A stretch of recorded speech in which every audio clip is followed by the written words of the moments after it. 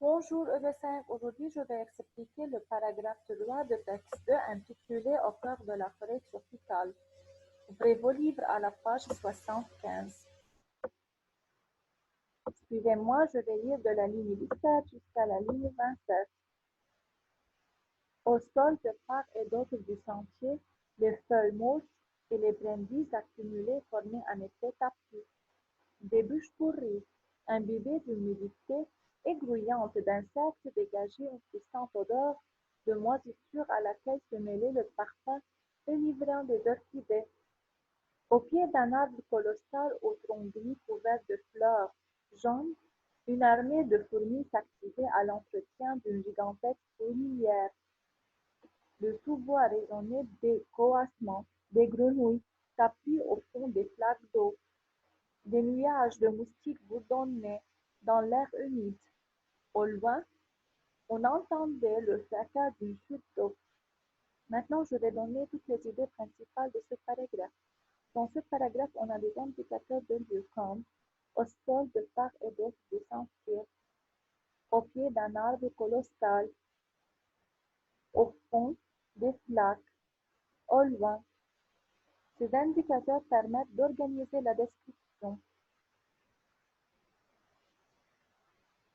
La sensation olfactive domine, une puissante odeur de moisissure, le parfum enivrant des orchidées.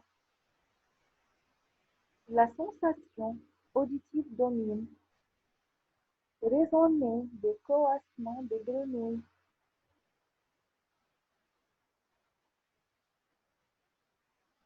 Bourdonner, entendez.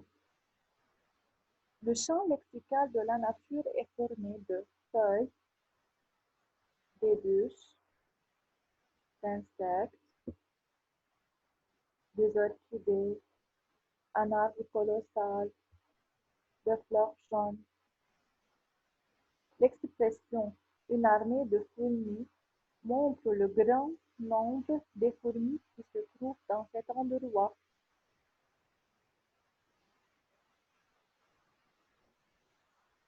Les feuilles est un élément décrit, sa caractérisation morte.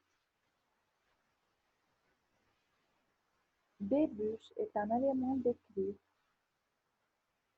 sa caractérisation pourvue imbibée d'humidité et grouillante d'insectes.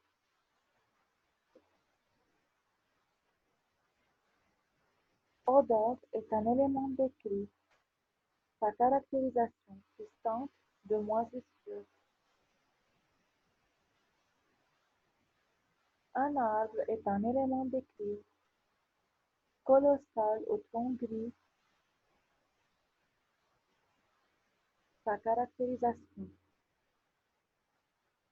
Fleur est un élément décrit, jaune sa caractérisation.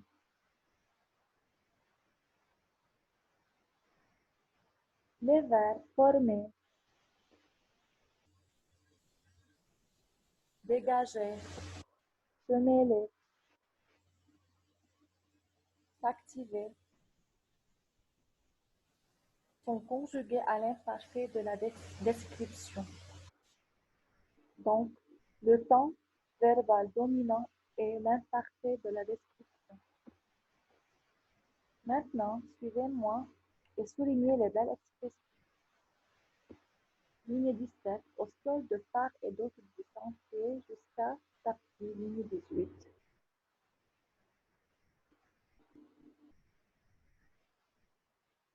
Ligne 21, une armée de fourmis s'activait à l'entretien d'une gigantesque fourmilière. Puis, ligne 25, des nuages de moustiques bourdonnaient dans l'air humide. Au loin, on entendait le fracas d'une chute d'eau. C'est tout pour aujourd'hui. Je vais vous envoyer les idées principales sur l'agenda de l'école. Merci et à bientôt.